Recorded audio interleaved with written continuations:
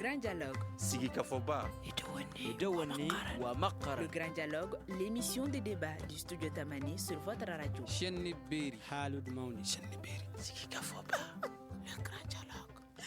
La corruption est mal sans remède. L'Office central de lutte contre l'enrichissement illicite a publié récemment son rapport 2022. Dans le document, l'OCLEI indique qu'il a transmis à la justice de 2019 à 2022 23 dossiers portant sur plus de 23 milliards de francs CFA d'irrégularité, soit plus d'1 milliard par dossier. Quelques semaines auparavant, le rapport du vérificateur général relevait des irrégularités financières de 700 milliards de francs CFA. Ces deux rapports témoignent à suffisance que le phénomène de la corruption, la délinquance financière reste d'actualité même avec le projet Malikoura. La lutte contre la corruption est-elle devenue un mal sans remède? Comment combattre efficacement le phénomène? Nos invités tenteront de répondre à ces questions. Mariam Diama Sanogo, présidente de la communauté des pratiques en matière de lutte contre la corruption, Ibrahim Ben Mamata Touré, juriste, et Dr Abdul Karim Djamoutene, enseignant-chercheur à la faculté de sciences économiques et de gestion. Je suis Imrana Kilomaïga, invité, auditeur, téléspectateur, bonsoir et bienvenue. Le Grand Dialogue. Docteur, quelle analyse faites-vous de l'évolution du phénomène de la lutte contre la corruption au Mali? Ok, d'abord, bonsoir à vous et également aux chers téléspectateurs. Bonsoir aussi aux co-débatteurs et merci pour l'opportunité de pouvoir échanger avec vous. Bon, la lutte contre la corruption au Mali, je dirais que c'est une lutte sans résultat. Franchement, parce que quand je me souviens très bien, depuis le début des rapports des vérificateurs généraux avec ATT, n'est-ce pas, qui a suscité un certain engouement, feu ATT, qui a suscité un engouement. Mais chaque année, on voit que c'est le même rapport, bon, c'est toujours le même scandale, mais sans pourtant qu'il y ait changement. Et donc, j'ai l'impression que les différentes structures de contrôle, n'est-ce pas, et dont la responsabilité consiste à lutter contre ce phénomène, n'est-ce pas, sont là pour rien. Et ce sont des structures pour la plupart qui sont là pour justifier des sous, pour prendre des sous, mais en matière de résultats, le phénomène ne fait que prendre de l'ampleur au jour le jour. Donc, si je veux parler de constat, je dirais comme ça globalement. Ça, c'est l'assentiment que moi j'ai globalement par rapport au phénomène, quoi. Parce que même quand on s'intéresse un peu aux différents rapports des différentes structures, certaines structures, n'est-ce pas, d'envergure nationale qui s'intéressent à la question de la corruption, vous voyez que d'une année à une autre, ça ne change pas. Je me souviens, il y a l'INSAT, l'Institut national de la statistique, comme ça, vous comprenez, qui est l'institut, n'est-ce pas, spécialisé dans le domaine des enquêtes, etc., qui, depuis 2014, dans le cadre de EMOP, enquête modulée auprès des ménages, il y a un module gouvernance qui traite des questions de corruption. Mais quand vous voyez que ce sont les principales structures, généralement, qui sont chargées de lutter souvent même contre la corruption, qui sont indexées comme étant les principales structures. Pour preuve, je vais vous dire, en 2014, même les différentes années, l'INSAT avait estimé que 34% des Maliens, n'est-ce pas, ont estimé que la corruption est le problème le plus récurrent important dans le cadre de la gouvernance au développement au Mali. Et maintenant, ces personnes qui se sont prononcées, vous voyez quelle est la structure qui a été indexée comme étant la structure la plus corrompue? C'est d'abord la justice. Je n'ai pas dit les juges, mais toute la chaîne de la justice, n'est-ce pas, comme première structure. En deuxième position, c'est le service des impôts. Troisième position, c'est le service de la police, la gendarmerie. Vous voyez, et tout ça, après, les fonctionnaires de l'administration centrale, et en plus les ministères, même encore au niveau des députés, l'Assemblée. Vous comprenez? Là-bas encore, il y a la corruption qui était indexée. Et puis, il y a une proportion très élevée. Donc, vous voyez déjà que lorsque ce sont les premières structures qui sont censées lutter contre ce fléau, qu'on se rend compte que même à ce niveau, c'est à ce niveau même que souvent la corruption existe, dans ce cas, on se dit que c'est une lutte sans résultat. D'accord. Ibrahim, selon professeur Abdul Karim Djamoutene, la lutte contre la corruption est une lutte sans résultat et il avance également que les différentes structures de contrôle sont sans résultat également. Quelle lecture faites-vous de cette lutte contre la corruption? Merci d'abord de m'avoir invité. Je salue vivement les deux co-débatteurs qui sont ici et tous les téléspectateurs. Je rejoins parfaitement le docteur dans sa logique. Lorsqu'il dit que c'est sans effet, on peut le penser ainsi. Du moment où on voit que le phénomène prend de l'ampleur. Donc, toute situation dont on engage la lutte qui devrait au moins s'amoindrir, si on voit que ça monte en flèche, on peut être tenté de parler de l'inefficacité de la lutte. Voilà. Donc, je le rejoins parfaitement. Donc, les structures visées pour la lutte de la corruption, parlant de ces structures, nous pouvons sans trop nous départir, sans trop nous égarer, que ces structures sont plus dans un élan de discours plus que autre chose. Parce que si réellement la lutte dite était engagée, il n'y aurait pas une amplification. Donc on allait voir ça à la baisse. Mais du moment où le phénomène continue à aller de l'avant, on peut dire que les structures sont plus dans une dynamique de politique de discours. Et la pratique en tant que telle ne suit pas. Et quand il s'agit de voir même de classifier certains dossiers, de traîner certains dossiers, on se pose des questions si réellement la volonté ferme de faire cette lutte-là est juste et équilibrée. Est-ce qu'il n'y a pas 2 poids 2 mesures à la limite à des niveaux? On peut se poser certaines questions là-dessus. Donc je le rejoins parfaitement par rapport à ce qu'il a dit. Donc c'est inquiétant et c'est l'heure d'agir, de réagir même vivement contre ce fléau qui est le mal dominant dans nos États africains et de surcroît nos États pauvres. Mariam, vous êtes dans le domaine de la lutte contre la corruption. Selon le professeur Abdelkarim Diamoutene, la lutte contre la corruption est une lutte sans résultat. Il le rejoint en disant que c'est une politique de discours. Est-ce que c'est le cas? Merci beaucoup à Studio Tamani de nous avoir invités une fois de plus. Je tiens aussi à remercier mes co-débatteurs. C'est toujours important pour nous de se retrouver au sein de ce genre d'espace pour discuter des problèmes qui minent réellement notre société. Alors, par rapport à l'analyse que je fais de l'état de la lutte contre la corruption au Mali, je pense que la lutte, elle est bien entamée depuis. Cela peut être vérifié à travers la mise en place de toutes ces structures étatiques, notamment le bureau du vérificateur général, l'Office central de lutte contre l'enrichissement illicite, la cellule nationale de traitement des informations financières, entre autres, donc qui ont été créés pour que la lutte, comme mes co-débatteurs, un de mes co-débatteurs le disait tantôt, pour que la lutte ne soit pas un mot créé dans un livre. Aussi, il y a toutes ces organisations de la société civile donc, qui militent pour la lutte contre la corruption de façon très participative. Et à ce stade, sincèrement, on peut dire que la lutte a eu un impact pas à la hauteur de nos souhaits, mais l'impact est quand même là. Parce que dans un passé très récent, on ne parlait même pas de la problématique de la corruption.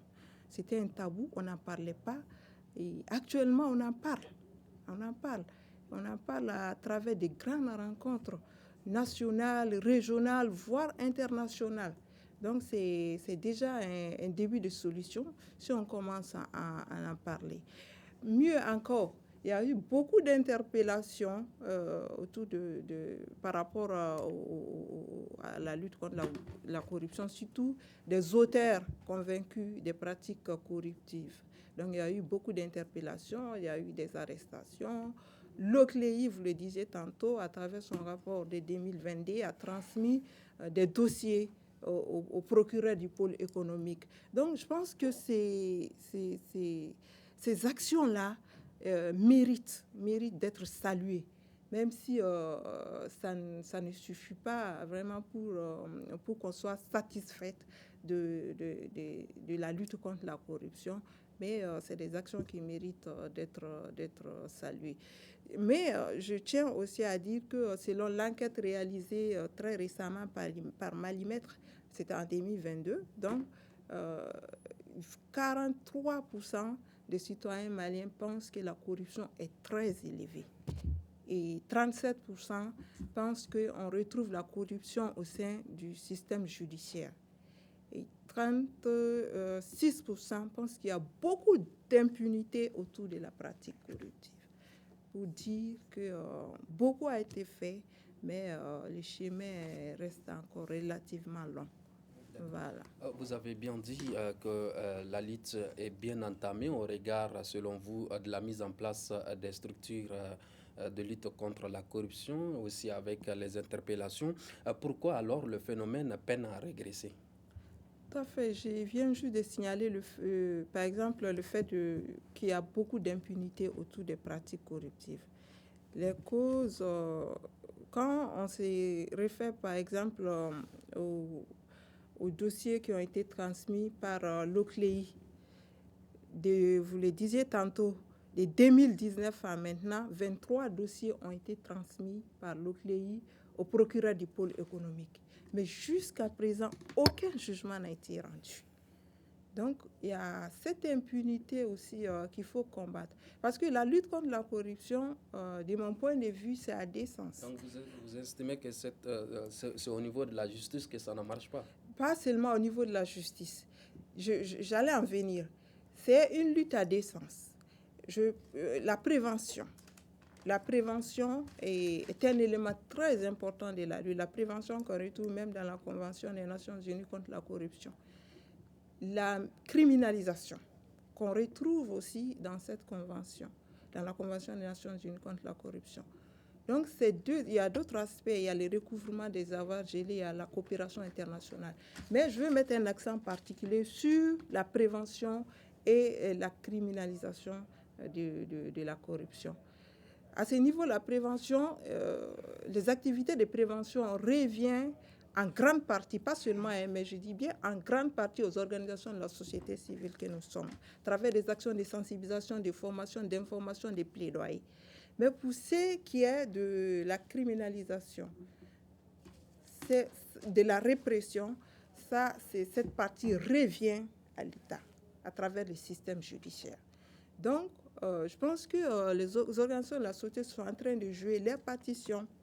Mais pour ce qui est de la répression, il faut qu'on se dise la vérité, il y a un sérieux problème. Parce que les dossiers judiciaires là, qui sont remis au procureur du pôle économique, après, on perd la trace de ces dossiers-là. L'OCLEI lui-même a du mal à suivre les dossiers, à plus forte raison les organisations de la société civile. Ça, c'est un problème. Voilà. Professeur, je voyais que vous avez été surpris lorsque Mariam parlait du rapport de Malimètre qui relevait que 43% de Maliens pensent que la corruption est très élevée. Non, je n'ai pas été surpris, j'ai été réconforté parce que ce qu'elle a dit au début et ses conclusions, il y a une contradiction. Parce qu'elle a dit qu'il y a du résultat. Et elle même dit que 2022, Malimètre a fait un rapport où elle estime que 43% des Maliens estiment que la corruption est un problème récurrent au Mali. Et que 37% estiment que c'est de la justice, mais quelque chose comme ça. Donc, du coup, ça voudrait dire quoi? Il n'y a pas de résultat. Au fait, je voudrais, s'il vous plaît, vous savez, il faut qu'on sorte de l'ancien système où il s'agit d'ériger des structures sans résultat. Au fait, la lutte contre la corruption s'inscrit dans le cadre d'un système. Un système, ce sont des structures concrètes, ce sont des hommes, et c'est tout le management qui doit aboutir à un résultat. Le résultat, en tout cas, d'une année à une autre, la perception de la corruption doit baisser, la corruption doit baisser, mais on se rend compte que quoi? D'année en année, le phénomène s'amplifie. Et maintenant, qu'est-ce que les gens font? Les structures se créent pour bouffer de l'argent. Le clé est une structure encore de plus, qui vient se greffer aux autres structures, mais vous allez voir, ça ne changera rien. Hein? Les gens percevront des sous, ils vont être bien payés, des missions, etc. Mais vous allez voir encore, l'année prochaine, c'est la même chose. Donc, pour moi, il ne s'agit plus, il faut rationaliser les structures. Les structures sont des structures budgétivores. Chaque fois qu'une structure est créée, il faut doter ces structures de budget.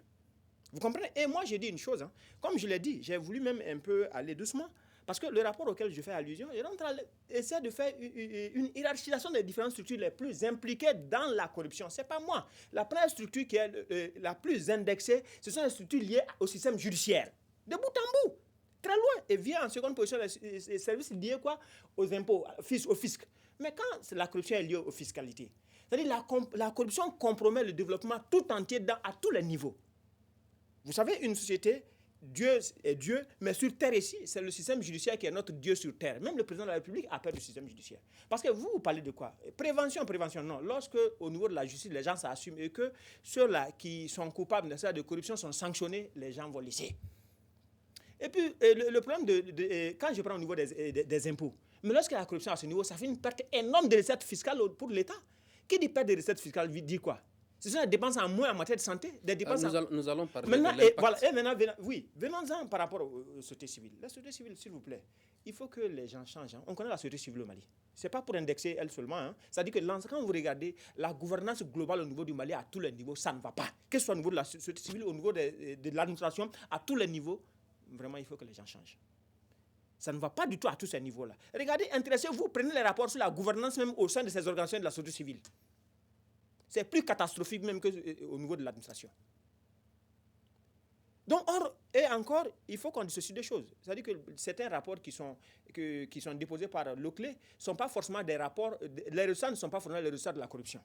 Parce qu'il faut dissocier détournement des fonds et corruption. On vous alloue un budget pour une tâche bien déterminée, vous pouvez essayer de détourner ça à d'autres fins, ne pas l'utiliser, etc. N'est-ce pas?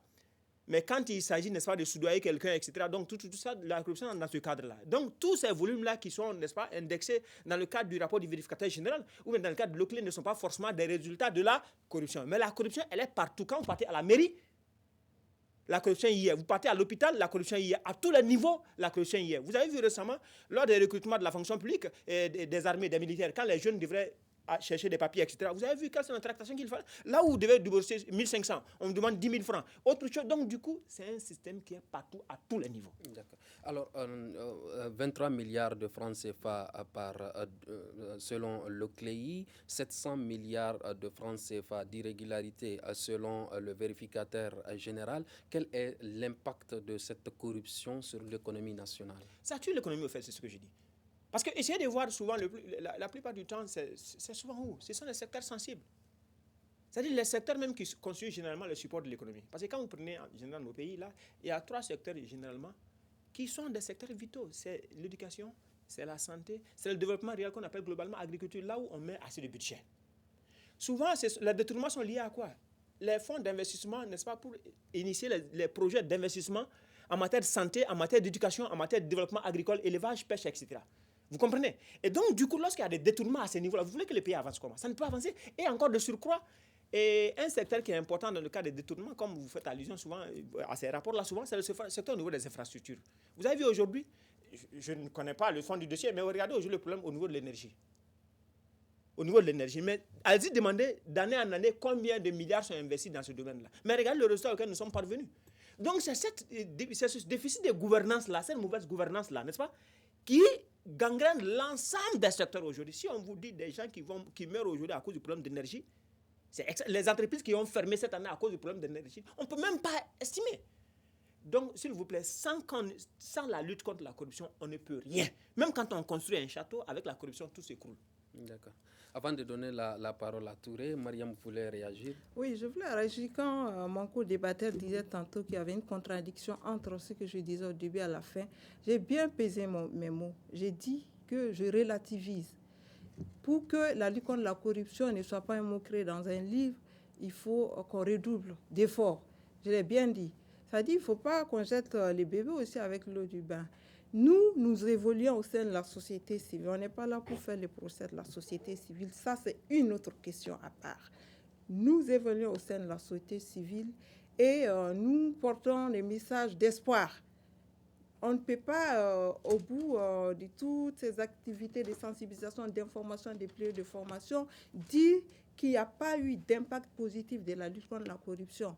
Quand lors de nos activités, avec des jeunes qui nous suivent depuis 2016, un de ces jeunes vient me dire, l'autre jour, je me suis fait arrêter par un policier, mais j'ai pris tout mon temps, je l'ai suivi jusqu'à l'endroit indiqué, jusqu'à la GMS, pour qu'on me remette une quittance ou un reçu afin que je puisse payer l'infraction que j'ai eu à commettre, au lieu de lui remettre 1000 francs pour aller vite en besoin.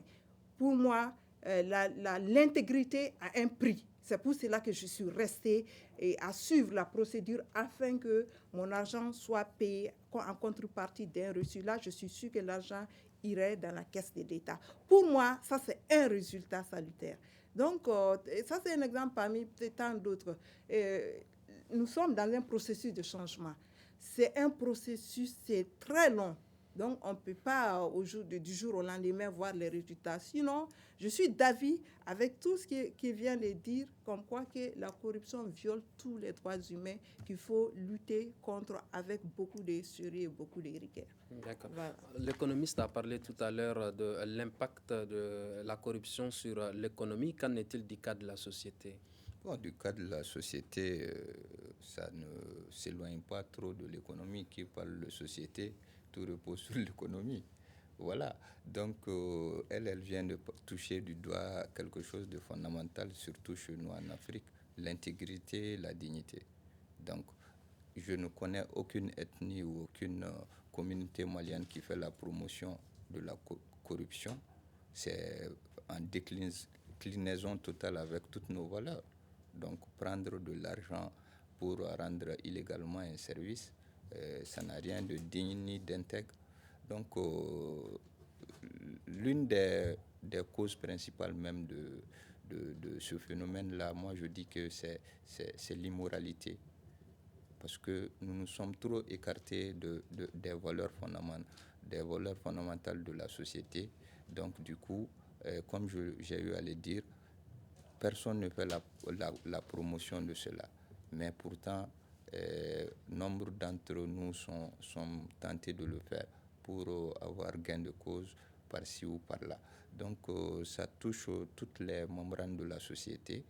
Donc, on ne peut aller que dire qu'il faut une véritable prise de conscience à ce niveau-là. Elle a eu à dire quelque chose de fondamentalement important. Les plaidoiries qu'elles font, tout ça, ça tend à faire revenir l'être vers les fondamentaux. Les valeurs sont essentielles. Et nos valeurs, nous devons les mettre au devant pour nous écarter de certaines pratiques. Donc la corruption aujourd'hui est arrivée à un point où pratiquement ça fait peur. Sérieusement, ça fait peur parce que ça touche tous les domaines existentiels, que ce soit sur le plan religieux, même en cherchant Dieu, on fait des micmacs souvent. Voilà. Donc la corruption, on le trouve dans les églises, dans les mosquées, etc. etc. Donc c'est devenu hors limite, à la limite. Voilà. Donc la société est touchée dans ses membres les plus sacrés. Et voilà, ça n'a rien d'intègre, ça n'a rien de digne, cette pratique. Donc il faut un retour. Dans son introduction, Mariam a indiqué que la lutte contre la corruption a bien entamé avec la création des structures et la mise en place des structures de contrôle et de lutte contre la corruption. Qu'est-ce que cette création de ces structures a servi à quelque chose? Est-ce que ça a servi à quelque chose? Bon, c'est des initiatives. C'est des initiatives, comme j'ai eu à le dire. Elle disait ce qui n'existait pas commence à exister. On veut changer. C'est un début. Mais dire que la multitude de ces structures-là a fait de telle sorte que la pratique a diminué, là est la question. Au-delà même des structures créées, moi, j'irais dire que ça a été même constitutionnalisé, cette lutte de la corruption. La nouvelle constitution, ils ont intégré la lutte contre la corruption. C'est combien dire que le phénomène est en train de nous dépasser. Voilà, d'où j'explique la création de ces multiples structures. Mais je rejoins le docteur quand il dit de rationaliser peut-être en fédérant peut-être les structures, parce que chaque structure créée, c'est un budget à part, c'est des levées de fonds. Donc, pourquoi ne pas essayer de mutualiser les efforts pour rationaliser la chose et de vraiment donner un résultat prompt et efficace.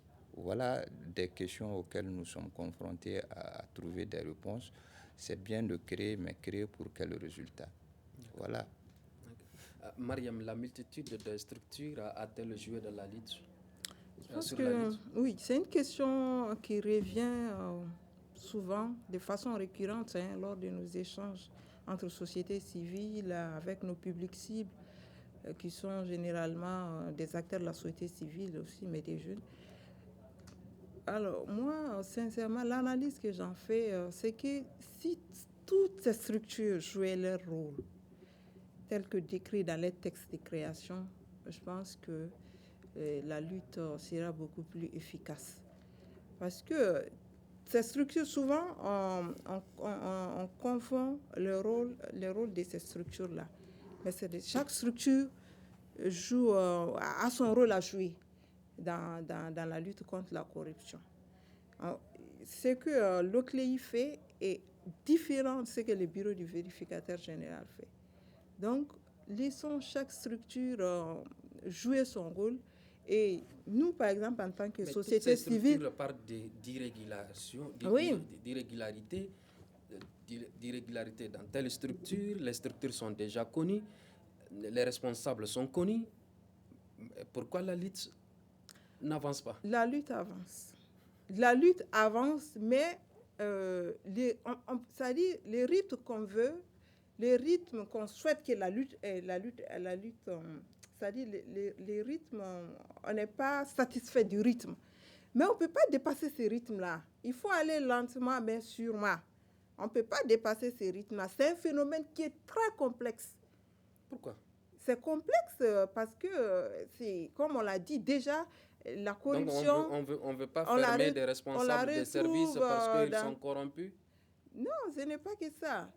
C'est complexe déjà parce que tous les secteurs socio-économiques de la vie sont concernés par la problématique. Déjà, il faut prendre secteur par secteur. Ça, c'est un travail très rigoureux. Mais est-ce que ce n'est pas la corruption au niveau des structures de l'État qui encourage cette corruption au niveau de la société même? Ça, je ne saurais le dire, parce que je n'ai pas eu un document sérieux sur... on le dit, c'est des allégations. C'est des allégations qu'on avance, mais je ne peux pas le dire comme ça sur un plateau. Il l'a dit, les rapports sont sans résultat. Les rapports, je l'ai dit. Le problème avec les rapports, c'est qu'il n'y a pas de suivi. Les structures même qui produisent les rapports ont du mal à suivre les dossiers. À plus forte raison, les organisations de la société civile. C'est pour cela, je pense qu'on a créé récemment le pôle national économique et financier. Nous espérons que ce pôle aura toute la technicité en son sein, en termes de ressources humaines, en termes de ressources financières, pour traiter les dossiers jusqu'au bout. Donc, c'est déjà un début de solution. Je pense qu'on est en train de créer des solutions. Pour moi, la lutte ne peut pas aller à une vitesse que certains espèrent. On va aller doucement, c'est mieux. Voilà. On fait sortir des rapports qu'on aura du mal à suivre. À quoi sert alors de faire sortir des rapports qu'on ne peut pas suivre après? Ok, et vous savez, chacun de nous a une certaine expérience dans ce pays-là. Vous savez, le problème du Mali, il y a beaucoup plus ce que moi j'appelais un biais de conception. Vous entendez souvent, ils disent que les politiques sont bonnes, bien élaborées au Mali, mais c'est quasiment faux, au fait. C'est-à-dire que ne confondez pas, j'ai écrit des jolis textes, c'est bien, l'agencement est bien et adapté. Il faudrait que les politiques soient adaptées à ce que nous voulons, notre aspiration. Vous savez, quand elle dit quelque chose, que ce rythme, on ne peut pas dépasser ce rythme, ça c'est selon sa perception des choses. Mais ce qui n'est pas correct, Ça voudrait dire que si nous réformons, nous trouvons des structures adaptées, on s'interroge. Parce que imaginez, quand je prends un exemple comme le clé. Parce qu'au fait, dans le débat, elle se focalise beaucoup plus sur les structures. Nous sommes en train de parler du système. Quand vous parlez du système, le clé est un élément du système, comme le système judiciaire est un élément du système. C'est cet ensemble-là qui lutte contre la corruption. Vous comprenez? Parce que chacun a son niveau. Mais dès lors qu'il y a un segment, un pan de la chaîne qui ne marche pas, tout le système s'écroule. Maintenant, il s'agit maintenant que l'ensemble des acteurs, parce que c'est que, au fait, l'ensemble des acteurs, ça c'est le problème qu'on pose au Mali, qui est mal posé souvent, on a l'impression que le problème de lutte contre la corruption est un problème spécialisé des juristes, des hommes de droit.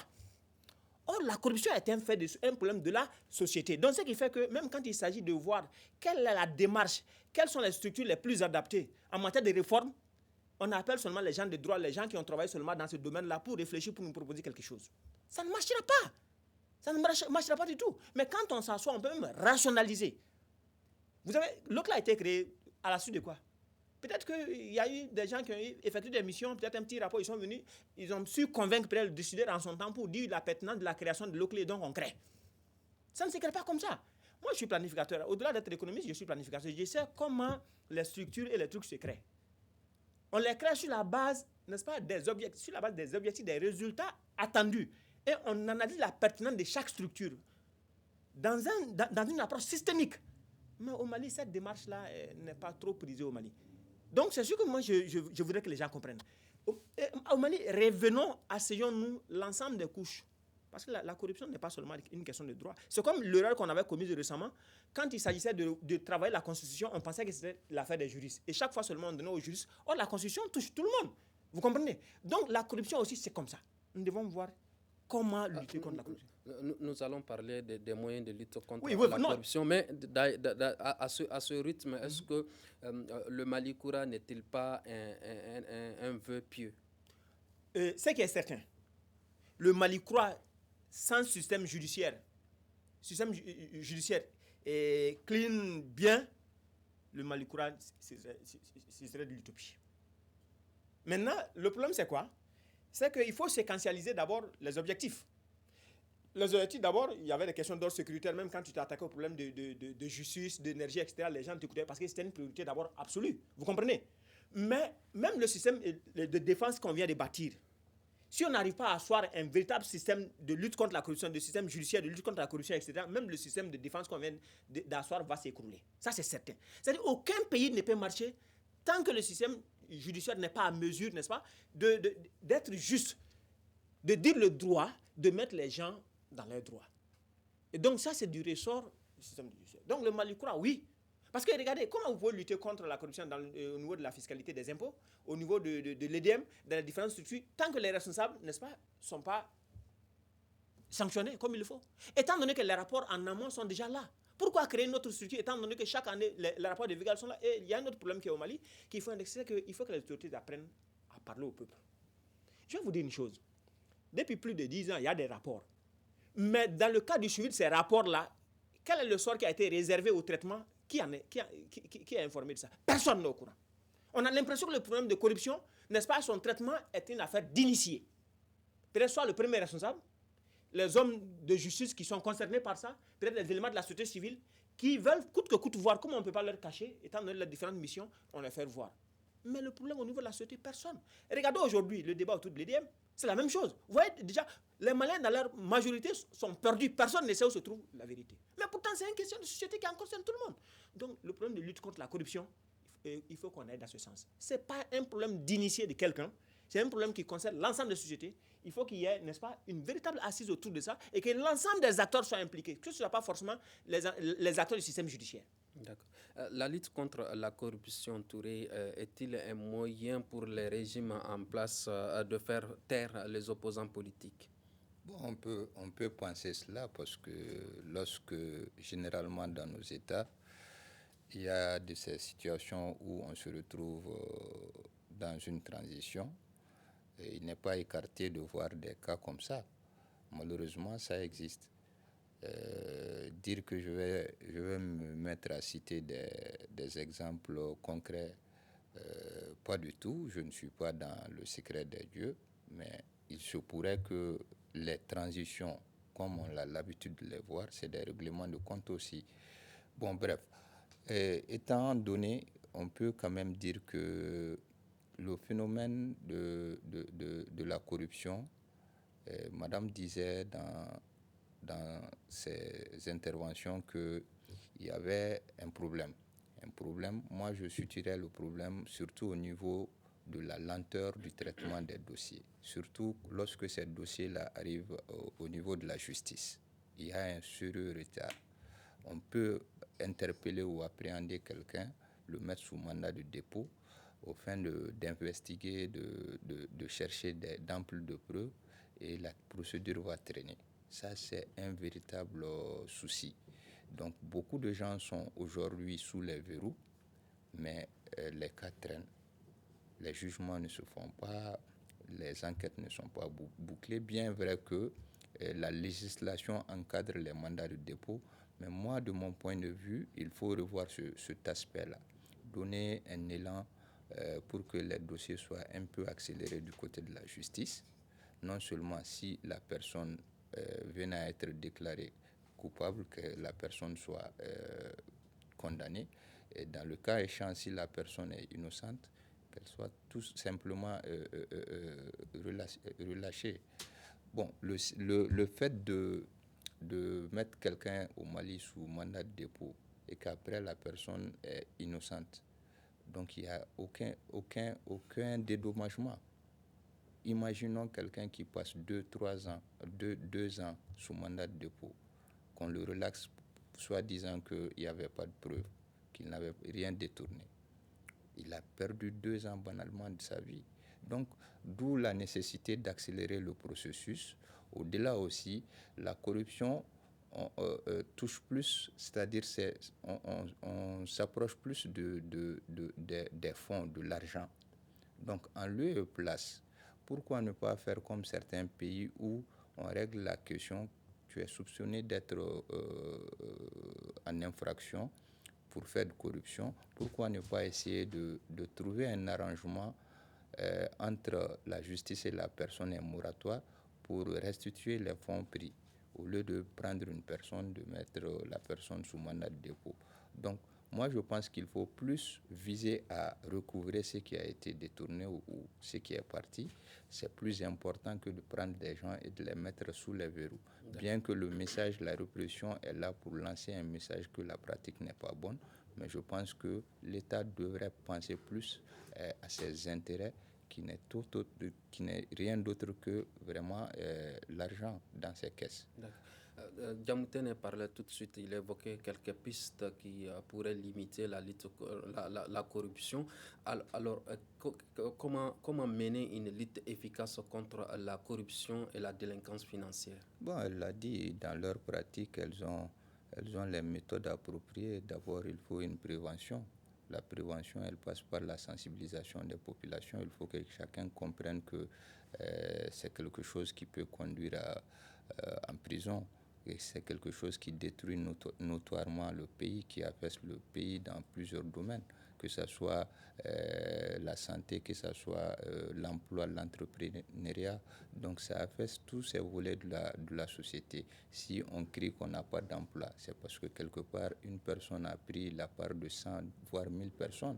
Si on voit que les centres de santé ne sont pas adéquats pour traiter, soigner les gens, c'est parce que une seule personne peut bouffer la part de 10 000, 20 000 personnes. Donc il faut que les gens comprennent que l'impact de ce phénomène est négatif sur la société. Donc de revenir aux fondamentaux et de se dire que dès qu'on détourne, dès qu'on prend, on touche, c'est-à-dire au bonheur et à l'épanouissement de plusieurs autres personnes. Donc ne soyons pas égoïstes à ce niveau. Au-delà de la prévention, comme je viens de le dire, la justice doit jouer véritablement son rôle. C'est-à-dire le rôle de vraiment veiller à accélérer les dossiers, à ne pas être sélectif dans le choix des dossiers, à vraiment réprimer qui de droit, et vraiment de relaxer aussi ceux-là qui ne sont pas coupables. Donc c'est tout un ensemble qu'il faut mettre en place pour arriver à vraiment combattre ce fléau. Mariam, suite à ces enquêtes, l'OCLEI a identifié 503 biens immobiliers présumés illicitement acquis, à savoir 124 maisons d'habitation, 29 bâtiments commerciaux ou professionnels, 285 parcelles et 65 concessions rurales totalisant 181 hectares. Cela témoigne-t-il une certaine complicité? Une complicité entre qui entre les acteurs? En fait, l'OCLEI, à travers son pôle d'investigation, fait ses rapports en dénonçant ces biens mal acquis. Donc, dire qu'il y a une complicité, je pense que déjà que l'OCLEI arrive à avoir ces informations, c'est pour permettre à ce qu'on constitue un dossier, éventuellement un dossier judiciaire, pour que la personne soit poursuivie et voir éventuellement si elle est coupable des pratiques corruptives, qu'elle soit punie conformément à la loi. Je pense que le but final de la démarche, c'est un peu cela. Maintenant, quand mon co-débatteur parlait tantôt de trouver un moratoire avec ces personnes-là qui ont mal acquis tous ces biens pour qu'elles restituent les biens, je trouve que l'État est déjà dans cette dynamique à travers la création de l'Agence nationale de recouvrement des avoirs saisis ou gelés. Voilà, donc c'est une agence qui n'est pas opérationnelle, mais elle a quand même été créée. Voilà. Les personnes concernées par ces 23 dossiers proviennent de différentes couches socio-professionnelles, notamment le gouvernement, élu, administration générale, administration financière, justice, armée, affaires étrangères, établissements en public. Est-ce que ceux-ci peuvent être inquiétés? Bien sûr, nous sommes dans un... Ceux du gouvernement? Nous sommes dans un état de droit. Ceux de l'administration? Nous sommes dans un état de droit. Le Mali est un état de droit où les gouvernants et les gouvernés sont soumis aux mêmes règles de droit. Donc, quiconque se rend coupable de la violation des textes doit être poursuivi. Il n'y a pas de limite à la règle de l'impunité, surtout avec la nouvelle constitution. Avec la nouvelle constitution, il a dit, la lutte contre la corruption fait partie du bloc de constitutionnalité parce qu'on le retrouve même dans les préambules de la Constitution. Et puis, ça devient un crime imprescriptible. Donc, quiconque est convaincu des pratiques corruptives doit être poursuivi du moment où son dossier est transmis par la structure adéquate au procureur du pôle économique. Voilà. Je le disais tout de suite, les personnes concernées proviennent du gouvernement, élu, administration générale, administration financière, justice, armée, affaires étrangères, établissements en public. Est-ce que ces personnes peuvent être inquiétées? Théoriquement, elles doivent être inquiétées. D'abord, même le fait de dénoncer, le fait qu'il y ait un acte, n'est-ce pas, qui les désigne, déjà, c'est une menace. D'abord, une atteinte d'abord en leur honneur. Et sûrement, forcément, ils vont banquer. Ils vont payer quelque chose. Mais on me fait signe qu'il nous reste 2 minutes. Oui, j'ai compris. Mais, OK. Maintenant, je voudrais revenir sur une mesure. Vous savez, on ne pourra pas lutter contre la corruption au Mali tant qu'on ne réforme pas l'administration. C'est l'administration qui est au-delà de tout ça. Vous imaginez le percepteur des impôts. On le corrompt. Comment? Il faut réformer pour que ce dernier puisse ne pas être corrompu. Quand monsieur part pour des actes administratifs au tribunal, etc., il faut réformer. Vous comprenez? À tous les niveaux. Même le secteur privé, pour avoir, n'est-ce pas, une autorisation quelque part, il faut passer par-ci, par-là. C'est l'administration qui, bien que sa taille soit réduite, c'est elle qui est chargée de superviser. Et tant qu'elle n'est pas réformée, impossible de lutter. Donc pour moi, ces gens seront forcément, je me dis, mais je ne sais pas quelle est la suite. Parce que au Mali, c'est comme ça, on dénonce, mais après, on ne sait pas quelle est la suite réservée. Ça devient maintenant quelque chose d'initié. Seuls les décideurs, certaines personnes sauront quel est le traitement définitif qui a été réservé à ces dossiers. En 30 secondes, la lutte contre la corruption est-elle devenue un mal sans remède? Bon, on peut le dire, mais voilà, à tout mal, on peut trouver un remède. Je pense que des idées ont fleuri ici. Il vient de parler de réforme. Moi, je dirais la plus belle des réformes, c'est d'informatiser, c'est-à-dire l'administration, pour limiter le contact ou l'échange de l'argent, liquidité entre les gens. Si les opérations se font de façon... Malheureusement, le temps ne nous permet pas de continuer. Ainsi se referme ce grand dialogue qui réfléchissait sur la corruption et mal sans remède. Et nous étions avec Mariam Diama Sanogo, présidente de la communauté des pratiques en matière de lutte contre la corruption. Ibrahim Ben Mamata Touré, juriste, professeur Abdul Karim Diamoutene, enseignant-chercheur à la faculté de sciences économiques et de gestion. Je suis Mirana Kilo Maïga, à la régie vidéo et mise en onde à Adjaratou Traoré et Ibrahim Sanogo. Merci de l'avoir suivi. À demain pour un autre débat.